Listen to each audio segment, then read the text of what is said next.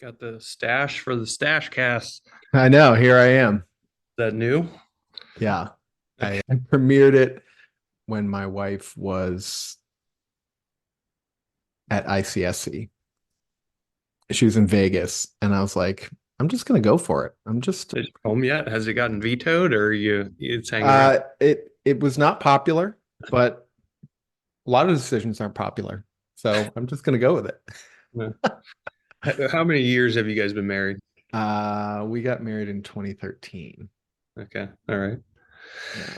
So over a decade, you are Yeah, not it's like you're not worried stuck about with the me. popular vote anymore. No, no. My kids also have been roasting me for it too. Can I just shave it off? No, Yeah. no, you can't. How are you? Doing Doing good. Yeah. It's been a good week, good month. Everything's going good. good. Good. All right. Thank you for coming to check out another episode of the Stash Cast, where we have interesting conversations with interesting people focused on the world of commercial real estate and prop tech. The Stash Cast is brought to you by Needle. What if you could use data and analytics to predict real estate transactions? You can with Needle. Come check it out at needle, nedl.us to learn more. All right. Today, I have Jered Sturm with us today. He is the president and CEO of SNS Management, SNS Capital, too. Do you guys have that? Two companies there? Yes, that's Uh, correct. Yep. Jered has built an amazing organization. I see what you guys are doing on LinkedIn and all the other social medias, awarding your people for jobs well done, which I think is something that kind of has been neglected a lot in our space. So, Jered, thank you so much for coming to join us today and have a conversation, and I appreciate it. Yeah, no, thank you for giving me the platform to share a bit about my story. And I'm certainly looking forward to selfishly just getting to know you a little bit better. We've been in the same market for a decade and have had the chance to try to work on some deals together, but just an opportunity to slow down and have a conversation is really what I'm looking forward to the most. Yeah, exactly. Me too. I I did a deal with a guy a couple of years ago, and I was talking with Debbie, who used to be here in the market for 20 years before I did a deal with her. And I was like, all right, okay. I was fortunate enough to only have 10 go by, but sometimes it takes some time. But I'm sure we've got a couple of things that we're working on. So hopefully we'll find something here soon. Mm-hmm. Jered, maybe if you want to expand a little bit upon who you are and what you do for the listeners at home, that Yeah. would probably be a good way to start. Yeah, I'll start with the origins of it. So I actually started in the industry as a maintenance tech. So I worked in high school as a maintenance tech for another local landlord that did all single family homes, subsidized housing in lower price hill. Great man, taught me a lot. Not a businessman, so he taught me a lot about how not to run a business, but good man nonetheless. And so learned a lot from him. Spent a couple years being a maintenance tech, both me and my brother, who's my business partner today. That evolved into friends and family asking, "Can you fix this? Can you fix that?" Which we would always respond yes to. It translated and evolved into, "Can you redo my bathroom? Can you redo my kitchen?" So this is around 2008, 2009. We were doing higher end kitchens and bathrooms, even putting additions on homeowners' homes. And then we looked around and said, "Hey, why are we working on other people's houses? Let's go buy some of these foreclosures." So it wasn't the most sophisticated model, but we were at the time, I was 18 when we bought our first property. And so we were young guys that didn't have a lot of responsibilities, but were willing to substitute our lack of capital for sweat equity. And so we put in a lot of time on nights and weekends after we would work on someone else's kitchen and bathroom. We would go buy a single family foreclosure right off the MLS, fix it up, rent it out. And fast forward 16 years now into the future, we're not doing all that different of a business model, just slightly larger in scale. So rather than single family homes, we buy larger apartment communities in the Cincinnati, Ohio market. And we've built our portfolio up to 1,300 units over 17 communities here in Cincinnati and have sold off all of the smaller assets along the way. What do you think was, I guess I have two questions. One, I'm curious, what do you think the pivotal moment was for you on when you maybe first had the epiphany, oh, let's get into real estate. And then you said, let's let's grow. Let's make this an organization. And then now that you have an organization, I'm curious if you could maybe talk about the aspects of r running and growing a business, and really a platform is what you have, and what the intricacies of that are. Yeah, it's evolved a lot. It's changed a lot over the years. And going back to the origin stories, I shouldn't give myself even the credit to say epiphany, that it was not that sophisticated. I was not a good academic student. My brother wasn't a good academic student. So we didn't fit into the path of like corporate America. Like it just, we were never even on that path because we weren't good at school. But we were driven people. And my dad even said about us in high school, he said, if you guys got out without being in jail or like hurting someone or being a criminal, I was going to be happy. And we made it through. So we just were not on that path. And so we had to find an alternative way. And really, that first real estate venture wasn't all that sophisticated. We bought our first house. It was in Lockland. We lived in it. We lived in two of the bedrooms, rented out the other four. And the whole buying criteria of it was we wanted a big detached garage so we could run our construction company out of it. That was it. So we weren't overly sophisticated. I was 18, he was 21. And this was 2008. So no one was lending to an 18 and 21-year-old that didn't have W-2 jobs. So shouldn't give myself much credit for epiphany or anything like that. We were just doing what we needed to do to make our way as, young men just leaving the nest. Tipping point though of like when did we decide we're going to make this an organization is probably around like 20 units, and that might have been 3-4 years in. And we said we need to either build a property management company to support the operations of these assets, because we were good at fixing them up, and renting out 20 units is not very hard. We had made our way to that point, but then we saw we need to get systematized, we need to build processes. And at that time we had a decision: do we hire third party management or do we build our own management company? And you might not know this part of my story, but we decided to hire third party management. But the approach we took was we found similar assets to ours. And at the time, it was single families and small multis that were already listed online through third party management companies. And we called them as if we were prospective tenants. So rather than go to the corporate office and talk to the sales team and tell them about our 20 units and if they wanted to manage them, we just called and said, hey, we're looking to tour the house. Can you show us it? And ultimately, the results were so bad that we, like, lack of responsiveness, just lack of professionalism. And so we said, we cannot hand off our assets to third party. We're going to build this. And that was the start of SNS Management, which is our management company that oversees all of the assets that we own. We don't do any third party management. So that was a tipping point. And then fast forward to today, we have 50 employees that oversee those 1,300 units. Our vertical integration incorporates both property management as well as our construction arm of our company still. So we handle all of our renovations of these apartment communities in-house. Things have grown over the years, and I would say the only way we've figured out how to do that is through the school of hard knocks, right? We make a lot of mistakes, we try things, doesn't work, try again. But that's part of our culture, is we're relentless about that continuous improvement. So even when we have a good process, we like to polish it further because we just are used to learning that way. What my responsibilities look like today are far different than what they look like in the beginning, right? I was the guy painting every unit, doing trash outs, running to my truck, changing my clothes, leasing the apartment, trying to go buy the next one. Today, my role is more about creating clarity for those 50 team members that are then doing the actions necessary to work together to bring that vision to fruition. Very different learning process, still learning along the way on how to do that, because at 50 employees, it's different than doing it for 100 employees, I'm sure of it. And I'll just continue to learn, try to be better. That's something that I've always admired about you, is you are humble, and I think it takes that to be in, it's almost like servant leadership is what you're doing. And that's very admirable. Not everybody does that. But the other thing that as an outsider looking in, it seems like you talked about it a little bit, you're very system and process oriented, and then you're always trying to improve upon those. Mm-hmm. Is that just how you're wired, or where does that come from? Being organized and process driven. Yeah. Where does it come from? I think because we realized it's most effective. And so data, metrics.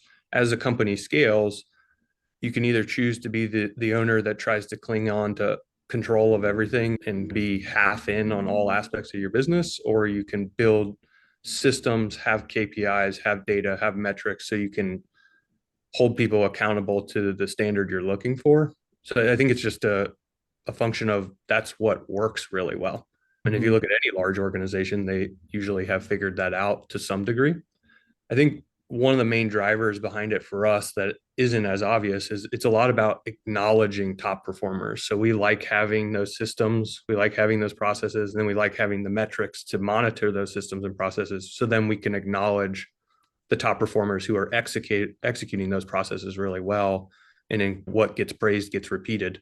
And so we really Yeah. focus on that in our organization. It's Stash, you've seen it over the years. It's like in our industry, how do you know if you have a good maintenance tech? If you ask property management companies that question, a lot of them will say if one has zero work orders, they're good. If one has a backlog, they're bad. And that just lacks sophistication. And so if you have KPIs that can break out how many work orders are they doing per day, how long are their resident requested work orders open, how long are their non-resident requested work orders open, and then you can actually praise both through compensation and just general praise to the top performers, you're more likely to retain but and also attract those top performers, which then has a compounding impact of the culture you're trying to build.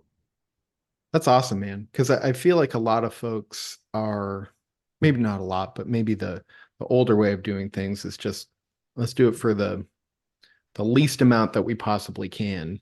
And almost it seems, it's probably not true, but almost relationships be damned with the employees. But it's really tough to find good people. Mm-hmm.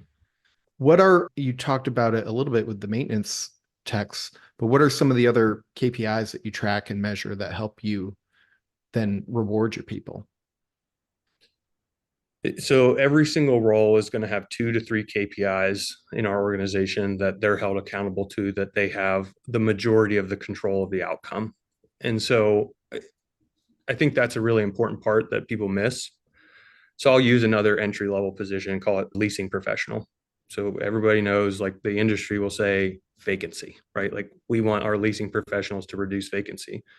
Vacancy is multiple components, right? So vacancy for us is broken into 3 different parts. 3 people and 3 roles are held to those parts. So from the time the resident moves out to the time the construction starts, the time the construction starts to the time the construction finishes, and then the last component, which is the time the construction or renovation is finished to the time the resident moves in. So that whole block is vacancy, but really the leasing professional is only has control over the final component. Our project managers have control over the first section. Our turnover teams, which are all W-2 employees of ours, have control of the speed of the turn or renovation. And then that final component, leasing, has control over. 2023, we averaged 3.5 days from the time the renovation was finished to the time the resident moves in. And a lot of that has to do with the fact that we control each component of it. So there's a lot of pre-leasing happening. There's a lot of trust in our organization. For 60 days in advance, when the project manager says this is the date the term will be finished, our leasing team goes to work to lease out to that specific date. So a KPI of a leasing professional for us is number of days after the unit availability date that the resident moves in. So like I said, over our whole team, we averaged 3.5 days for that KPI across our leasing agents. And then what we have done is, instead of saying as a management company, a lot of companies will say a new lease, you get $50, you get $100, whatever. We say we know the daily rent. It's pretty easy to calculate. Take the rent divided by 30. And we say our target for that KPI is 7 days, right? From the time the unit's finished to the time the resident moves in. Anything less 7 days, you will get a third. You, leasing professional, will get a third of that daily rent. So they become experts at convincing the prospect of this is the date that you should move in. And we have more senior leasing professionals that average one day, right? Like, they'll have months where it's just every single unit hits on that date because we care about vacancy, right? We want someone in there paying rent. So we're aligning the interests of, like, our commission on leasing is tied specifically. And if they go to 8 days, if the unit availability date is the first and the resident moves in on the 8th, there is no commission. And so you have to be good at your job. But the only way we can do that is by having those KPIs, breaking out vacancy. And so I'm getting pretty into the weeds here, but um, if you want to attract top performers, Stash, you think about in the industry, if you're a really driven, good salesperson that is in property management and is in leasing, and you're getting $50 per lease, and your coworker who's not so great, who takes months to lease units, is getting $50 per lease, and you hear about this organization that's SNS that's I can make significantly more, but I got to be good. I'm going over there. Yeah. So that's what we're trying to do. That's what we're seeing, especially as we're growing and there's more reputation being created within the industry. Awesome.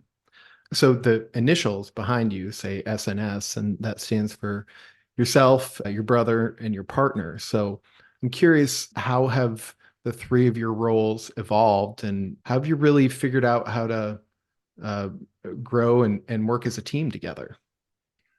Yeah, I'm super fortunate to have the partners that I do. Me and my brother have been working together since very early on. We don't argue, we get along really well, we see life the same way. And then Coleman, who is the N in the name. Side note, in hindsight, I never would have named our company SNS. I don't really like it anymore, but it is what it is. So Coleman joined our team in 2015. Um, Myself and my brother have a similar story. Like, we're that blue collar, boots on the ground, operational side of our business. Coleman has his master's degree in accounting. He's a CPA. He worked for Phillips Edison, which is a multi-billion-dollar firm here in Cincinnati, where he did investor reporting for them. And so he brings a different background into our group, but we're all relatively the same age. We view life, investing, running the business from a very similar lens, so it makes it easy to work together. We're a team of 50 employees, so all of us are wearing multiple hats. The hats get more defined as we grow, but we're all still willing to help each other out in any way we needed. I'd say the best way to define it, our titles in the organization is I'm CEO, my brother's COO, my partner's CFO. So everybody's familiar with those terms. I think a better way to describe it for us is I push the company forward through acquisitions and raising capital. My brother cleans up the mess that creates with systems and processes, and then Coleman keeps track of all of it. So that's the breakout, and it works out really well. And then if my brother needs some help with the operational stuff, I jump back in, or if Coleman's trying to assess something from a financial perspective, we're all working together. Awesome. I'm curious, as you have grown and evolved the organization, and you just touched on raising capital, Mhm. has it been all friends and family the whole time? Have you expanded into professional LP relationships? What does that look like? Yeah, so I'll give some context before I answer it and say, like, the first 8 years, this is year, call it 16 for us.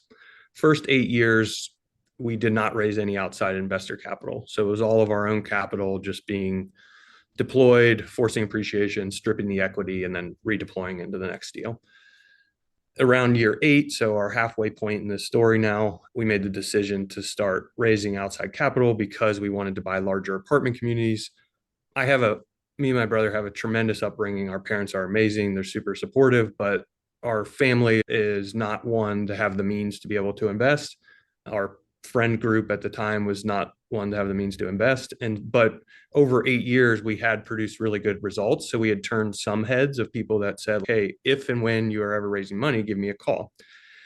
I didn't think we would ever do it, but I was wise enough to at least write their names down. So we had a spreadsheet of people that we then reached out to and said, "Hey, we're considering this new model. Would you be interested?" That's right around the time that Coleman came into the picture, because it's quite a responsibility to raise capital, and to do it correctly, we couldn't do it without Coleman. From not only raising capital, but reporting to the people that you've raised from.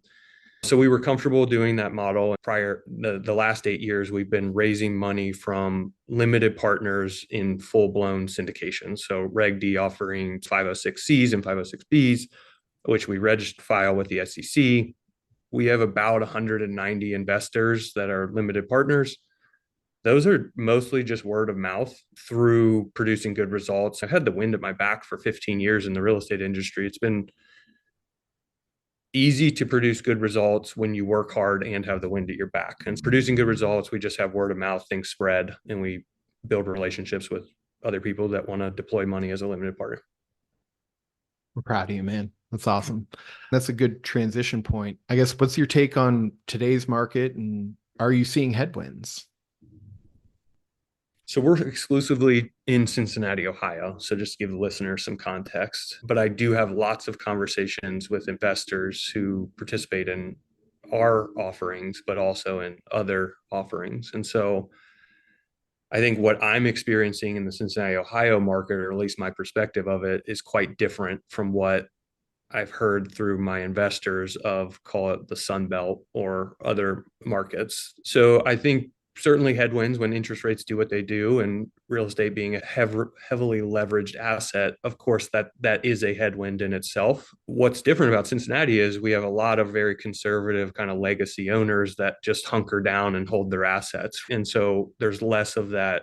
There's less supply hitting the market because of the pressures due to interest rates. And so you would know this far better than I do, but that's my experience so far is we're just seeing a lot less transaction activity because we have a lot of people who said, I'll take the fixed rate debt and I'll hold it long term. And that was the plan from day one, which then what we do is we just hunker down, where contrast that to maybe some of the experiences I'm hearing from my investors in the Sun Belt. It's usually a 3 to 5 year plan. We're talking about floating rate debt, blah, blah, blah. And so the headwinds I think are different in different markets. I feel fortunate to be in the spot that we're at, that all of our portfolio has long-term fixed rate debt and we're very good at operations. Yes, headwinds. I don't think it's that bad yet. I do not. I don't know if it will or won't be that bad, but I think if people are struggling now, it could get a lot worse. Yeah, it's interesting to say the least. All real estate is local. I think that's a phrase I heard very early on in my career. And it particularly applies to today because it's some of the Sunbelt markets, the Houston, Phoenix, some of those markets are getting hit with a lot of supply and churn, and everybody's coming in trying to do a value add on everything. And at a certain point, you're going to top out. But I don't think that Cincinnati necessarily has that problem to it. I I guess we'll think see, won't we? yeah, we'll see. I don't have. I feel optimistic about what we've built here is a company that's able to problem solve. And so we're good at rolling with the punches. And so I don't know what's on the horizon. Like me personally, I think if I could create the outcome I want, I do want to see a recessionary environment. And it's really not because I think, oh, there's blood in the streets and there's deal opportunities like you hear from some people. That's not my driver. I just think it's a healthy part of an economic cycle. So that could be from like an employment based perspective and where wages are and things like that. Like it's just healthy to reset that. And I think with 16 years or 15 years, whatever we've been in this like upcycle, it's like it's just a healthy thing to have a reset moment. And that's what I'm rooting for. And so big part of that in real estate is how they hold interest rates. And my stance is go ahead and up them or hold them. That would be great because an investor asked me the other day, what are you doing to prepare for the coming economic recession? And like my response, I've been getting ready for 15 years, right? Like we're an organization that focuses on operations, and usually operations is what weathers those storms. So I'm looking forward to showing off what we've been building for 15 years. And really, I haven't had the stage to show it off when conditions are what they've been. Yeah, it's been competitive to say the least. Where do you think what's your goal for the next, say, 5 to 15, 20 years? Where do you want to be? So a lot of firms like mine will answer that with number of units, X percentage of growth in revenue or units or whatever. The way we try to direct our company is we say we're going to have this many, conversations with direct owner. We're going to have this many conversations with real estate brokers like yourself, Stash. We're going to have these are the actions we're going to take to fill the acquisitions funnel. And if that results in 0 acquisitions, fine. If that results in 1 a month, great. We feel like we have the capacity to handle that. And so I feel really fortunate to be where the economy's at right now and the uncertainty within it. Our organization's in a really good spot given the timing, and it's purely luck, right? So we're at 1,300 units. And what that means is we have the operational scale to have an org chart, have the talent and the people that give me the freedom to do podcasts like this in the middle of the day or be with my family if I want to, and just have that flexibility. that I was looking for when building this company. But I'm also at 1,300 units. I don't have a whole acquisitions team. I don't have a whole investor relations team. I don't have all that overhead that weighs on your need to feed the beast. I think we'll get there one day. So it's nothing against them. It's just a different nature of like where we're at. And so we can be very patient. I don't know what the future holds. I do think that somewhere around 2,000 units, our balance sheet and income statement will be in a position where we'll certainly begin considering ground up development, because the delta between acquiring existing assets and ground up development is pretty narrow, and we have a construction background, and so we just need to fill the gap on our ignorance of how do you get the dirt ready. And once we can understand that, then I think it's a venture that will go down, and we'll buy existing assets as well as do ground up development. And that, if I had to throw a guess at the wall, I'd say 3 to 5 years from now, that will start getting stitched into our organization. It's awesome. I love it. I love ground up development. I got to figure it out first, but I think we have the capacity to figure it out. Can't be that. Yeah.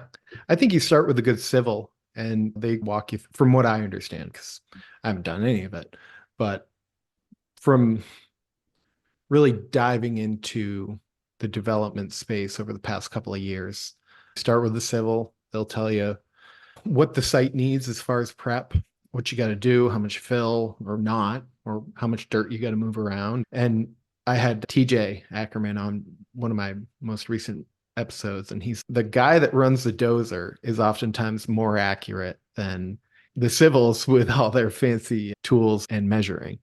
He's told me that story a couple of times. Yeah, I don't know how we'll get our head around that. Guys like TJ Ackerman, or I've sat down with him several times, and he just has a wealth of knowledge and like how to get our heads around it. So people are very generous in our market. That's something I really like about Cincinnati. It's a very giving market from the generations of owners and even just professionals in the industry. We share a lot. And so I've already started to begin those conversations. And it might just be that we understand that ignorance that we have for that piece, and we say we need to hire a consultant or give away a piece of this deal to someone who can just say, don't go that direction, dummy, go this way, right? Don't make that mistake. And it's all just part of the learning process. So I think we'll get there. You definitely will. I have the utmost confidence in you. I really but I like market rate affordable on the outskirts of Cincinnati. That's what has my attention right now. And so I just spoke with a developer that's in a networking group I'm in, and he's in Jasper, Indiana. So out there in the middle of nowhere, but he's building what are 900 square foot, 2 bedroom, 1 bath, no frills, affordable market rate housing at 110 a door. And this is in Jasper, Indiana, but he has figured that out by vertically integrating his, construction company. And at those price points, it really just makes sense to me to start gravitating in that direction if we can figure that all out and achieve the efficiencies that he has. Are those single story or like garden style 3-story Garden, walk up? yeah, garden 3-story. Yeah. Nice. There to give you some context, when my first call with him, I said, "Are you doing any amenities?" He said, "Yeah, I'm doing amenities. Each apartment has 2 windows." They comply with current building code, but there is no bells and whistle, right? When the amenity is a window, there's no frills to it. So I think I would do a little bit nicer than that, but there's few people doing it at that level. So maybe there's a reason that I just have to figure out, but it's impressive what he's built. You're talking about that there's a barbell effect in development and housing where you have super luxury on one side and you have low income tech on the other. And those are the market drivers or the forces creating those housing spaces, but there's that missing middle. And that's the space that you guys exist in currently when you buy existing assets, but you can't. It was explained to me early on. I was talking to a developer here in town, and it was probably my first year in. And I was like, why don't you just build more B-class housing? It's not that simple because the finishes are really, you got to put a faucet in anyway. So are you going to put in the most basic, or are you going to tune it up and put in something a little bit fancier and then get the higher market rent? It's really the framing, the site work, all the trades that absorb most of the cost, and then it's just the finishes that are almost the least consequential to the cost, but are the most consequential to the rents that you can drive. I was like, oh, all right, that makes sense. Yeah. The guy I spoke about in Jasper, like I got a team of 200 people. And so not only is his project managers on staff, but a lot of his tradesmen. So I think he's still hiring out like drywall and framing and maybe site work, but once they get to those finishes, that's all in-house people doing that. And we're already building that framework for our renovations. We usually are doing substantial renovations to these apartments. So I think it would translate well if we can emulate him to some degree. But yeah, I don't know what that right fit is. He's like, hey, you already built the shell, put in the $100 faucet rather than the $50 faucet because it is, no pun intended, a drop in the bucket. But we'll figure it out. I don't know. I'm going to Yeah. continue to explore and talk to people who have been there and done it and see if I can wrap my head around it. And maybe coming out of the next recession might be a good time. Yeah.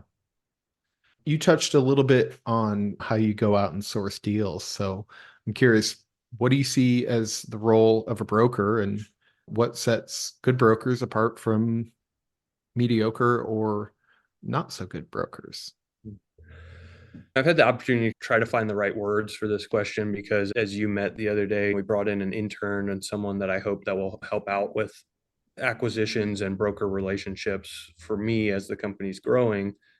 And so I've been having these conversations with him and trying to explain that. And I really said, look, in our market, there's 6 to 8 people that you need to speak with. And beyond that, it's not, you don't need to worry about it. And so I think the market clearly answers that is like it comes down, it gets narrowed down pretty quickly. And I see it as just an exchange of value. You have to understand that is part of it. And it doesn't always mean like the transaction itself of like commissions or whatever. It could just be like you're sharing market chatter, you're sharing something that could help their business grow. What makes a good broker is the same thing that makes a good buyer. It's an exchange of value and just understanding each other's perspectives. So if I don't get where you're coming from, I'm not going to be as good of a buyer as I would if I say, I understand exactly what's in this for Stash. I understand how I can make it easier for him. I understand what his pursuits are and what his goals are. Let me help him make that happen while also accomplishing my goal. And I think that's not just buyer broker relationship. That's basically relationships in general. Human relationships. Yeah. Yeah. And what makes a good broker is someone who understands that, which I would say the 6 to 8 people that in our market that we would all know the names of is they all get it. They understand that's why they're on that list. But then it's just there's those 6 to 8 people because it's healthy market competition and each individual grows specific relationships with individuals or you settle into niches or whatever. But Yeah. um, I don't think it's overcomplicated. I had a call this morning with a woman who is like on the verge of inheriting her parents' portfolio, she and her siblings. And she alluded to she was a referral from a residential agent, and the residential agent made the comment that some commercial real estate brokers can be sharks or that maybe were unsavory characters. And I was like, we multifamily or investment sale brokers, they can or have maybe gotten a bad reputation because it is a commission driven business, right? It is about sales. Where we try and set ourselves apart is by having relationships and building those over time.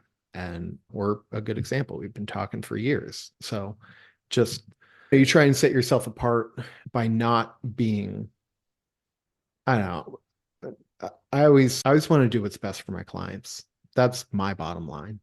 That's how I was brought up and raised. And be it in as a broker or I'm in a development deal that I'm working on. And there are some folks that I'm working with currently that we don't necessarily see eye to eye on things. And so it's like, all right, you take note and you maybe learn and move on. So We were talking about this morning with me and not me and you, but me and the intern that I just mentioned. And he asked, what do you think the attrition rate is for multifamily commercial real estate brokers? because he was aware of some of the younger guys, right, coming in. And it makes me think of, I think it's high, right? Because it's a hard business, but the 6 to 8 people that I'm talking about in our market is like, those are all people that have been around for decade plus, right? Hmm. And you can't do that if you're not focused on relationships or integrity or these types of things, because That's right. you will wash out because the attrition rate is just so high, and the relationships will figure that out, right? The market's smart. Yeah, it's a brutal business. Anybody listening that is thinking about getting into brokerage, just know you're going to get your teeth kicked in repeatedly through your whole career, and you just have to embrace it. What do you think that attrition rate is? I said like maybe 10% succeed. I was guessing, but I'm curious on your thoughts. Yeah, you're probably not wrong. It comes down to just activities, and you've got to be doing the right activities every single day consistently. You can have ebbs and flows in what you're doing, but generally you want to stay. I heard a quote from a broker in Los Angeles one time, and he's been in the business longer than probably 20 years longer than I have. And the quote was, if I'm not on the phone, I'm not doing my job. And that speaks to me so much because you can't email your way to success. You can't LinkedIn your way to success. You have to get on the phone and pick it up and have a conversation and be relentless, and be relentless in your approach, but also be respectful and politely persistent as well. And the metrics that I established early, they are 10 conversations a day, so 50 a week, 2 new business appointments a week. And if you can get 1 closing a month, right now it's not like that. But if you can do those things consistently, week in and week out, you're going to be all right. You're going to make it. But if you can't get more than 30 conversations a week, and sometimes it takes you 100 dials a day, 200 dials. That's pretty aggressive. But I spoke with my friend Matt, who started off in brokerage and now he's at a large hospital system. And it took me, it was like 5 to 12 touches to be able to impact somebody to call you back. And he told me about an occasion where he had been mailing this guy his business cards and all these things for years. And then finally he got the meeting with him. And the guy had the stack of everything that he'd sent him over the years.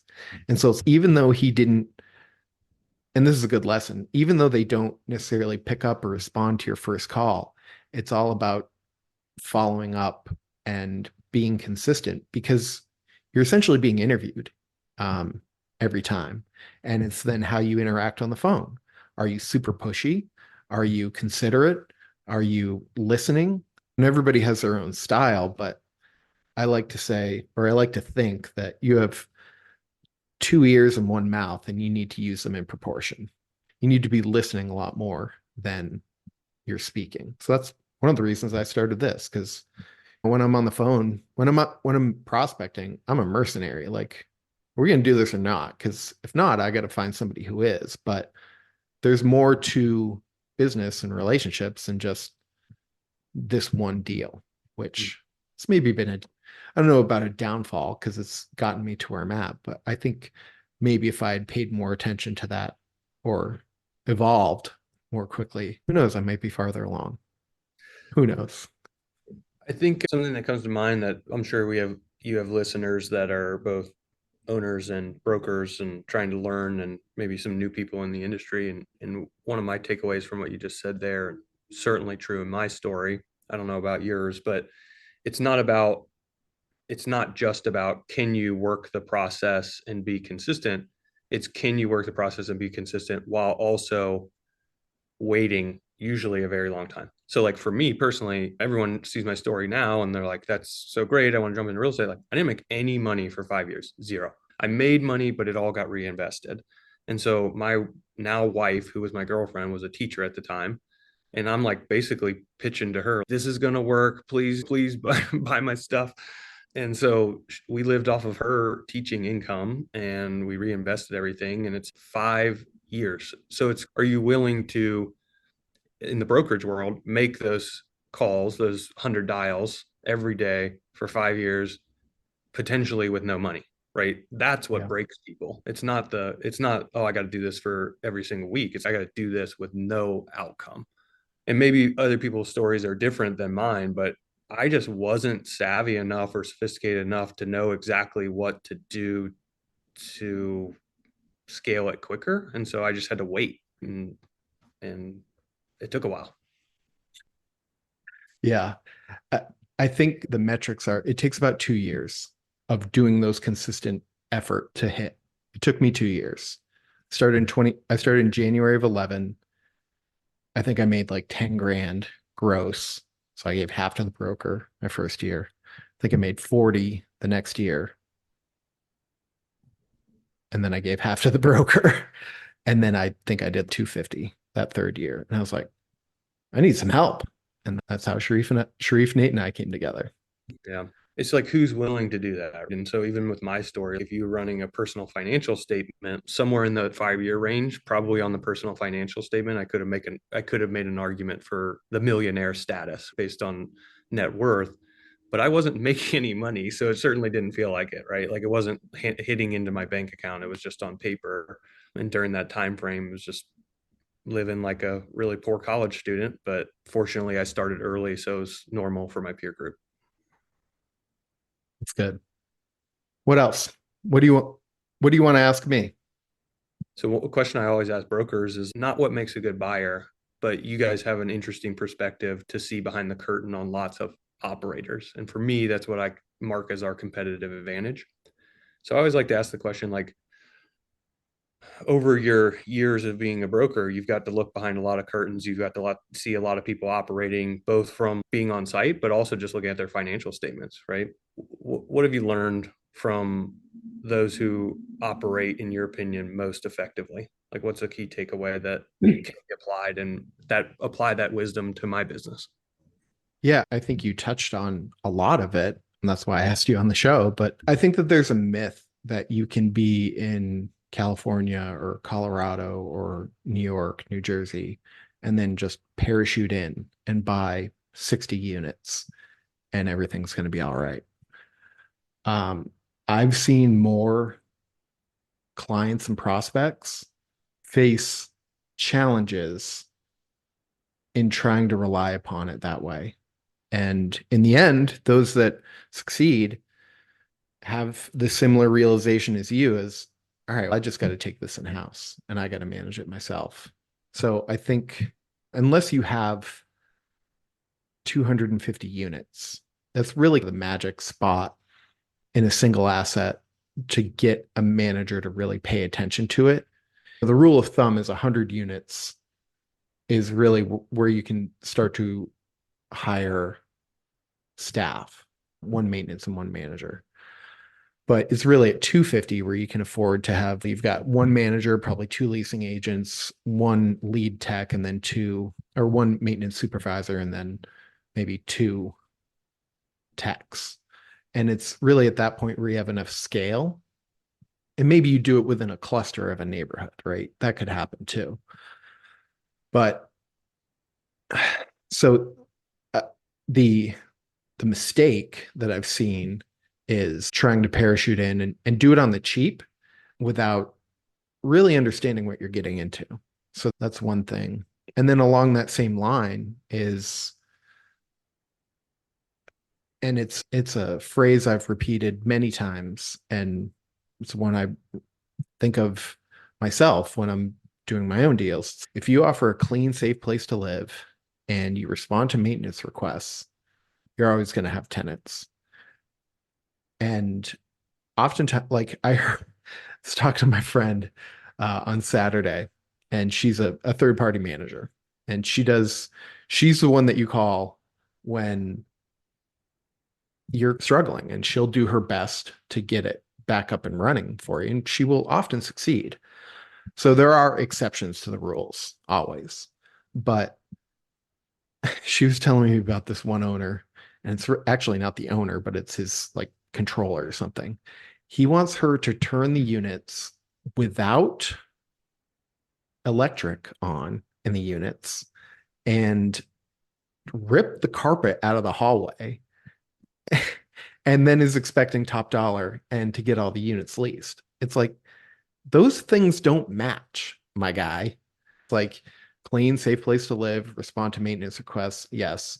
And then the other thing is if you offer the nicest units in the market or the submarket that you're in, you're going to have your choice of the best tenants because I think especially in Cincinnati, and I think especially in Cincinnati, it persisted for a long time because as you mentioned earlier, we have owners who just are entrenched and they don't trade a lot. And so you don't get a lot of outside capital in to the market. And so Cincinnati, Mark Twain said, if the world ever ends, I'll go to Cincinnati because it's 20 years behind. But for so long, I think that especially like the mom and pops, they were just like, let's put the least amount of money into this as possible.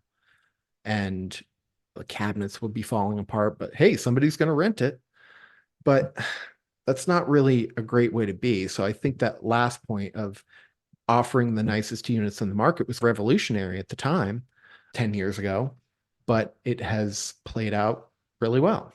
So I guess on that line, I'll bounce a question back to you. As you have been coming up and building your brand and your practice, because it is a practice that you're running, your property management practice and capital raising and acquisitions, what resources have you pulled on to help you step up your game? Has it been courses or masterminds or consultants, books, websites? Curious about that.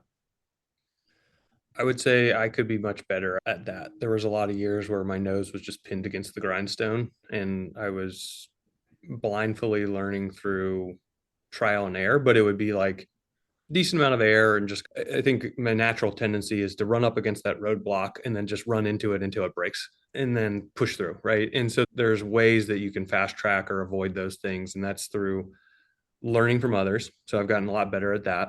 My preferred means of self-education is usually either audiobooks or podcasts. So I just prefer that. It's how I learn best.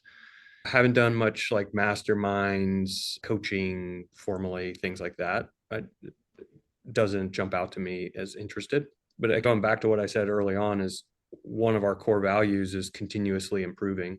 And so I think that's just ingrained into who we are as an individual and as an organization.